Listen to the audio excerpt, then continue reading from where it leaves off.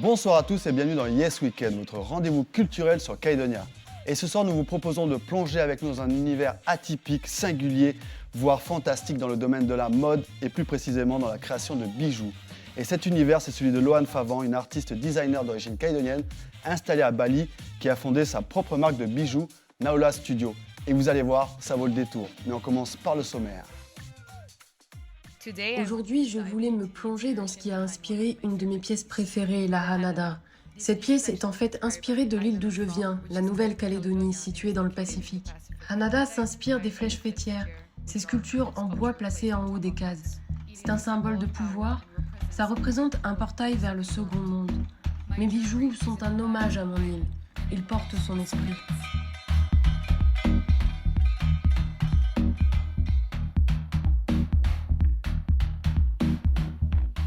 Loane Favant est un nom qui ne parle pas forcément à tout le monde sur le caillou, et pourtant cette jeune femme trace son bonhomme de chemin au fil de ses créations à travers le monde et la mode depuis quelques années déjà.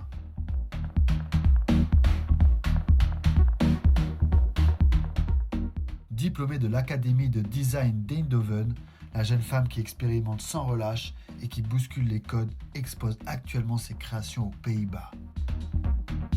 Mais qu'est-ce qui anime véritablement cette fièvre créatrice chez Loane? Et comment se fait-on une place dans le monde de la mode? Ce sont les questions auxquelles nous tenterons de répondre dans cette émission.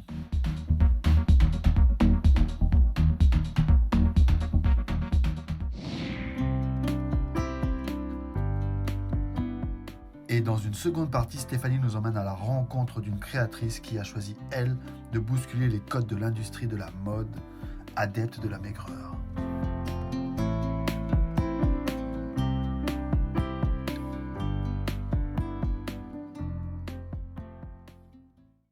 Bonsoir Loane Favant et merci de nous retrouver sur Calédonia. Bonsoir Calédonia, merci de m'avoir ce soir. Alors, du coup, pour faire une brève présentation en plus, tu es une Calédonienne aux origines indiennes, françaises et vietnamiennes plutôt, et tu t'inspires de tes différentes cultures ainsi que des cultures mélanésiennes dans la réalisation de certaines de tes œuvres, en l'occurrence des bijoux. Et tu vis à Bali, c'est ça? Exact. Il paraît que tu as appris l'indonésien. Oui, je parle couramment indonésien puisque en fait, la production de mes bijoux, les personnes qui travaillent avec moi, enfin certaines de l'équipe ne parlent pas anglais, donc du coup, ça m'a permis en fait, de créer et de faire mes projets, mais également, de m'intégrer dans le pays en fait, tout simplement. Waouh, tu as appris l'indonésien, mais tu es une femme déterminée, ça se sent. Pourquoi avoir choisi Bali pour installer ton entreprise? Alors en fait, Bali, c'est venu après, mes stages. D'accord. J'avais fait un petit voyage à Bali, j'avais beaucoup aimé, l'ambiance île, spirituelle, ça me faisait un peu l'ambiance de la maison, Mhm. et en fait, j'ai vu que je pouvais faire de la production de mes bijoux à Bali, donc ça a été l'endroit idéal pour me poser, en fait, après mes études aux Pays-Bas. Mais alors justement, en quelques mots, est-ce que tu peux nous dire en quoi consiste ton métier, celui de designer, créateur de bijoux? Alors en fait, dans mon métier, au travers de ma marque Naola Studio, j'ai 2 parties bien différentes. Donc on a la partie art où je crée effectivement des collections, et des objets d'art qui ne sont pas forcément portables, dans la vie de tous les jours et qui vont être, exposés dans des musées. Puis j'ai la partie commerciale où on a des lignes de bijoux, telles que des bagues, des boucles d'oreilles, des colliers qui sont inspirés, par, les cultures océaniennes, en général et mes origines. Alors la dernière fois, et je pense que c'est la première fois que nous sommes allés à ta rencontre, c'était pour un événement particulier, il y a 5 ans. Les Calédoniens, ils s'en souviennent. C'est un événement paillette, tu nous diras, mais on va regarder un petit extrait pour se rappeler de ce moment quand même. C'est parti.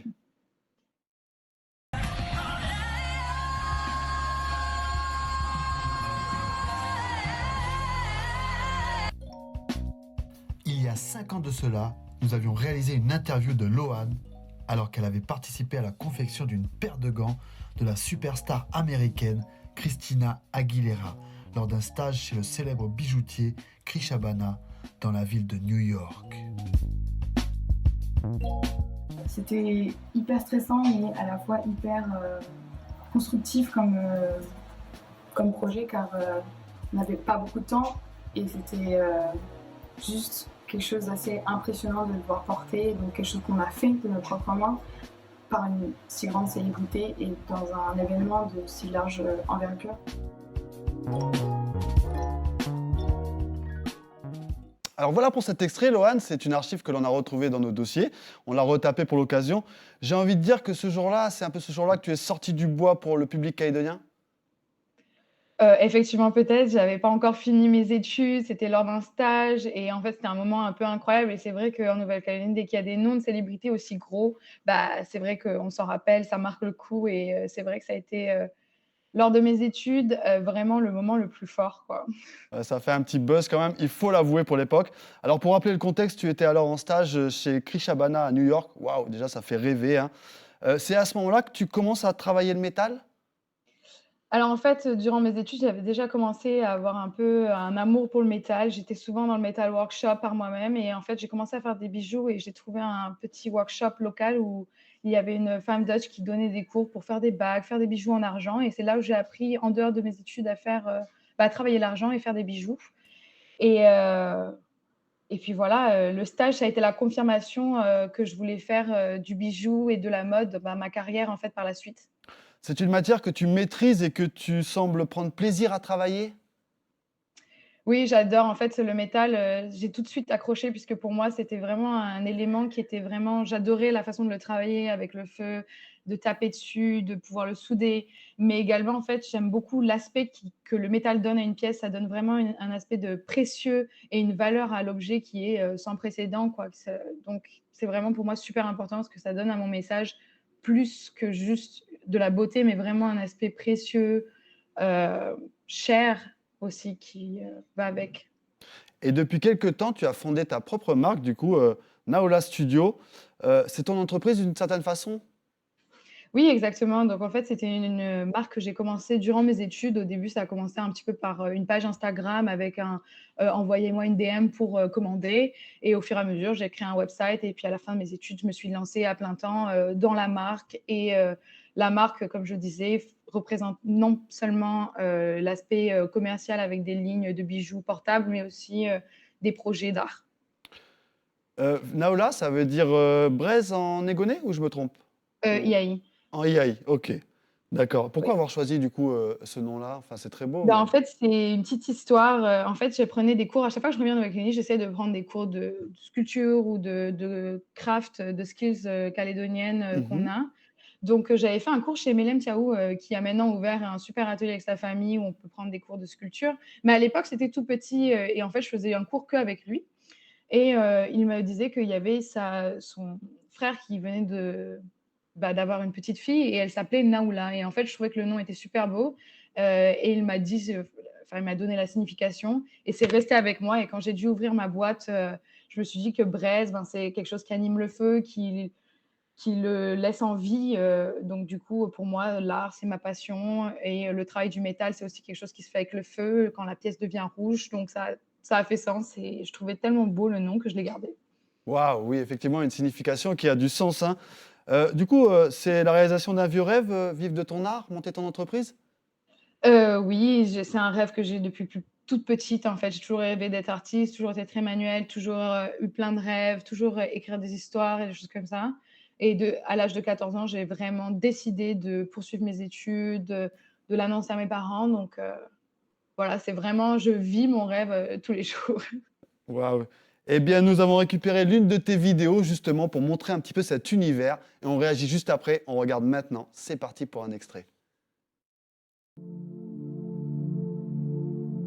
Je m'appelle Loane Favant, je suis une artiste joaillière de Nouvelle-Calédonie. À travers mes créations, minimales et futuristes, j'essaie de retraduire les traditions de mon île. Et je crée bien plus que de simples bijoux. Ce sont plutôt des artefacts qui portent le pouvoir mystique de l'île. J'ai créé une nouvelle ligne de bijoux inspirée du Vanuatu. Le projet s'intitule Tanem Fwija, ce qui veut dire échanger l'avenir en Bishlamar, la langue locale du Vanuatu. Et j'explore le concept de scarification dans un futur lointain. J'ai été inspirée par ce rite de passage spécial, dans lequel les garçons deviennent des hommes après avoir subi des scarifications. Ils ont par la suite des marques ressemblant à la peau de crocodile. Ils acquièrent alors les pouvoirs de l'animal et deviennent des guerriers, des chasseurs. J'ai choisi 3 animaux existants, le planaire, le tardigrade et la méduse éternelle, pour créer chacun des looks de mes bijoux monumentaux. Chaque pièce permettra à l'humain de devenir immortel. Aux côtés de chacun de ces looks, j'ai aussi conçu des outils qui seraient utilisés lors des rituels de chaque processus de scarification futuriste. Dans ce projet, je me posais des questions sur l'avenir des scarifications. Que deviendront-elles? Quel animal va nous inspirer? Comment allons-nous transcender notre humanité dans le futur? Comment la science et la spiritualité peuvent-elles se conjuguer? Waouh, c'est un univers assez exceptionnel que tu nous offres là. C'est bien plus que de simples bijoux. Je te reprends du coup? Oui, enfin, c'est ce que j'aimerais pouvoir faire et on va dire, le message que j'aimerais passer à travers mes bijoux. Alors, je ne sais pas si j'atteins cet objectif, mais en tout cas, oui, quand je pense des pièces, j'aimerais leur donner une âme, leur donner bien plus qu'un esthétique, mais toute une histoire, et vraiment, un concept qui change, qui sort de l'ordinaire et auquel les gens pourraient se rattacher et vraiment, avoir des sentiments, en fait, des émotions qui soient, comment dire, propulsées par ces bijoux et ces pièces. Je rebondis sur ce que tu dis parce qu'effectivement, je l'avais noté, on a l'impression qu'autour d'un objet, tu racontes une histoire en fait. Tu imagines des univers autour de tes œuvres. Est-ce que c'est un peu du storytelling, c'est ça? Exactement. Donc en fait, à chaque fois mon inspiration ou comment je commence une collection, souvent on me pose cette question et c'est vrai que je commence toujours par une histoire en fait, par un concept et qui va être, souvent inspiré par, les comment dire? Les cultures du Pacifique. Donc par exemple, c'est vrai, je vais donner un exemple, en Nouvelle-Calédonie, on pense que les lieux ont un esprit. Donc je me Mhm. dis: «Très bien, donc les lieux ont un esprit, mais peut-être que dans le futur avec la montée des eaux, les lieux devront disparaître, les espaces disparaîtront». Comment ces esprits pourront peut-être se transformer en humains ou dans d'autres ou se matérialiser au travers d'objets pour continuer à vivre. Donc, je vais partir de ce concept-là et ensuite réaliser des pièces qui viendront illustrer ce message, cette idée, cette histoire. Waouh, la réflexion est poussée. On voit bien que les cultures indigènes, autochtones, océaniennes, tu les mets en avant, hein. Qu'est-ce qui te plaît tant dans ces approches? C'est l'authenticité, cette richesse? Alors en fait, c'est vrai que durant mon processus d'études, je me suis rendu compte que le plus loin je suis allée de mon île, le plus je voulais m'en rapprocher en fait et revenir à l'origine, à mon histoire et c'est vrai que, l'île nous formate, nous rend qui l'on est, nous donne nos valeurs et donc c'est vrai que je dois tout à mon île, mon inspiration, ma force et donc j'aimerais lui rendre hommage au travers de, mon travail et lui donner une voix à l'international et c'est vrai qu'au travers de mes projets et de mes études, j'ai déjà pu faire découvrir la Calédonie à un grand nombre de personnes et c'est ce qui me rend si fière, en fait. D'accord. On voit aussi des objets du coup traditionnels ancestraux et tu les projettes dans un environnement futuriste. Qu'est-ce que tu recherches à travers ça en fait? C'est vrai que la culture, en fait, ne peut pas pour moi, elle doit évoluer avec nous, et c'est vrai que ça peut être difficile de toucher aux traditions, de toucher à l'esthétique des traditions, à leurs concepts aussi corps Mhm. et donc c'est vrai que pour moi, je prends toujours cette allégorie, la culture, c'est comme une plante et si on l'arrose, un tout petit peu à chaque fois avec nous, elle va continuer de fleurir et de grandir avec nous et donc l'idée de projeter ces œuvres dans le futur, c'est d'ouvrir une discussion sur, le devenir des traditions, leur esthétique et leurs concepts. D'accord, excellent. J'imagine que tu as réalisé un travail de recherche et de collecte. On te voit dans certaines images dans les musées, dans les archives? Oui, alors j'ai eu la chance aux Pays-Bas de pouvoir aller visiter les archives des Pays-Bas. C'était un lieu incroyable et j'ai pu avoir une discussion avec, Wonu Weiss qui est une, curator de Oceania Pacific, Ouais. et de pouvoir toucher ces objets, les voir, enfin, qui ont été collectés durant, les temps, des colons, c'était juste incroyable, l'énergie de ces objets qui sont, dans ces storage et de pouvoir avoir aussi la discussion avec, cette experte, anthropologue, c'était vraiment une expérience de vie qui était une fois et j'ai pu pouvoir, comme on peut le voir sur la vidéo, superposer mes pièces avec, leur inspiration, leur forme originelle, on va dire et c'était vraiment très, très fort comme moment. Waouh, une chance inouïe de visiter ces archives. Et nous, on a Oui, une chance inouïe d'avoir la rubrique de Steph, le moment de Steph. Et c'est maintenant. Et après, on réagit ensemble, Loane, d'accord? oui. C'est parti pour le moment de Steph.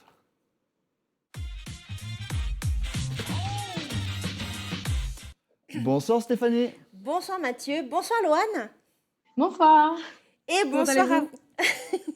Et bonsoir à vous à la maison. Alors ce soir, donc tu l'as dit, je vais vous faire découvrir la styliste et designer. Donc elle est irlandaise, Sinéad O'Dower.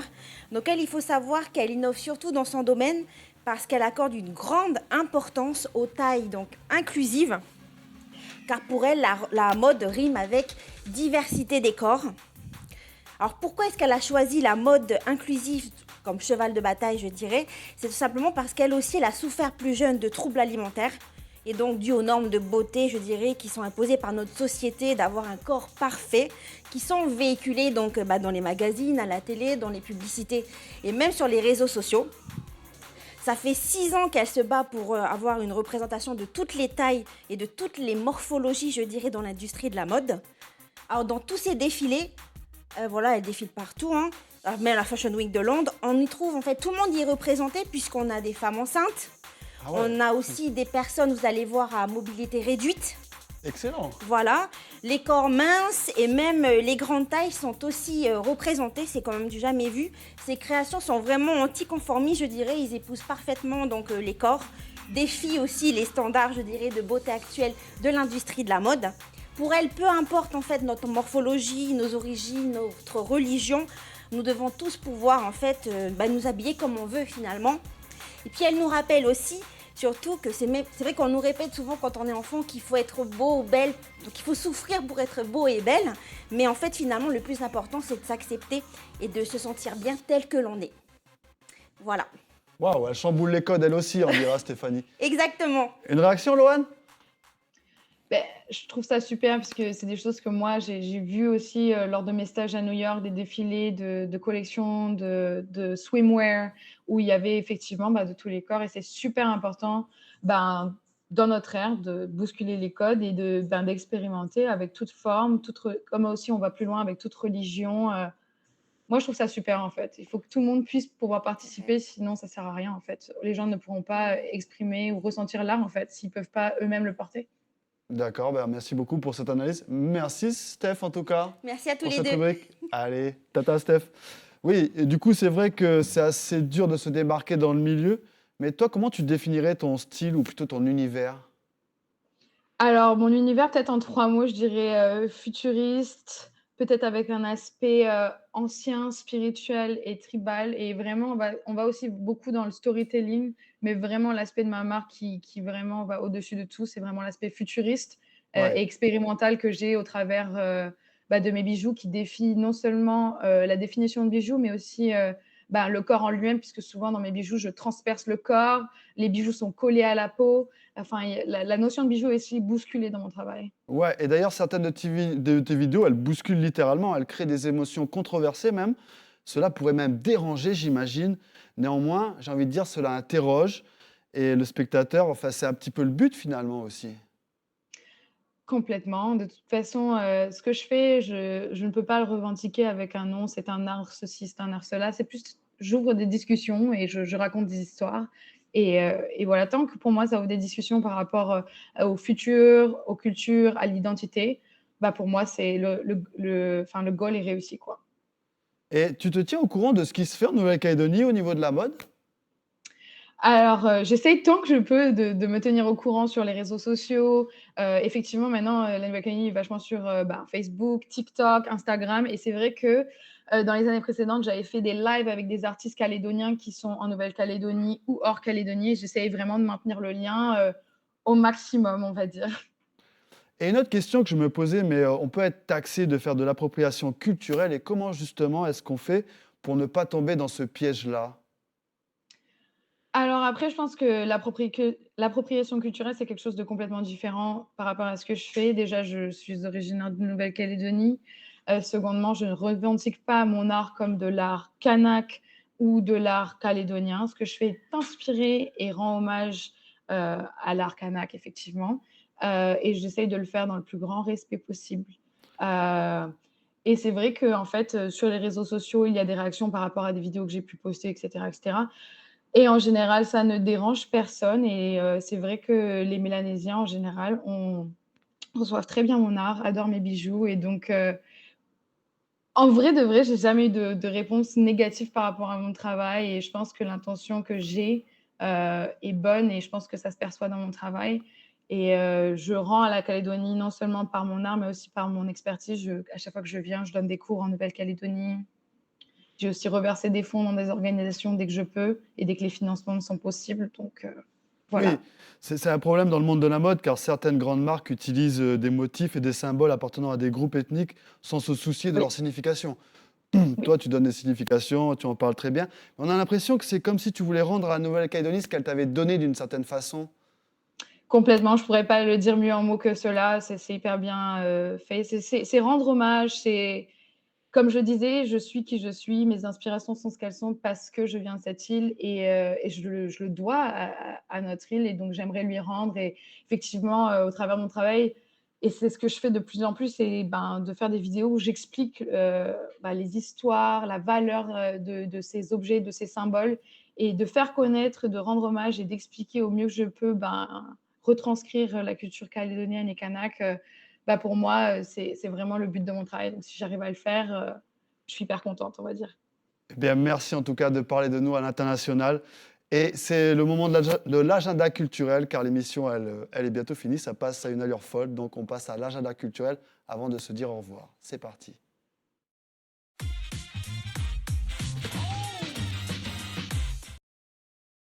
Si vous êtes à la recherche de bonnes affaires, le vide-grenier de l'association d'assistance aux animaux du Caillou vous attend demain dès 8h et ce jusqu'au lundi 8 avril à la salle Nédia en face de la mairie de Wailou. Électroménager, meubles ou encore vêtements à des prix imbattables vous y attendent. Les recettes seront utilisées pour les soins, le nourrissage et la stérilisation des animaux. Une belle manière de joindre l'utile à l'agréable. Enfin, on continue avec les bonnes affaires, mais cette fois-ci du côté de Nouméa, avec le vide-grenier du centre-ville à la place des Cocotiers, ce dimanche de 7h à 12h30. Vous y trouverez de tout et à tous les prix pour le plus grand bonheur des petits comme des plus grands. Et voilà pour cet agenda culturel. Loane, j'ai quelques questions avant de finir là. Je voudrais d'abord savoir quels conseils tu donnerais à des artistes d'ici, à des artisans pour pouvoir s'exporter, parce qu'on a quand même beaucoup d'artisans d'art ici en Nouvelle-Calédonie.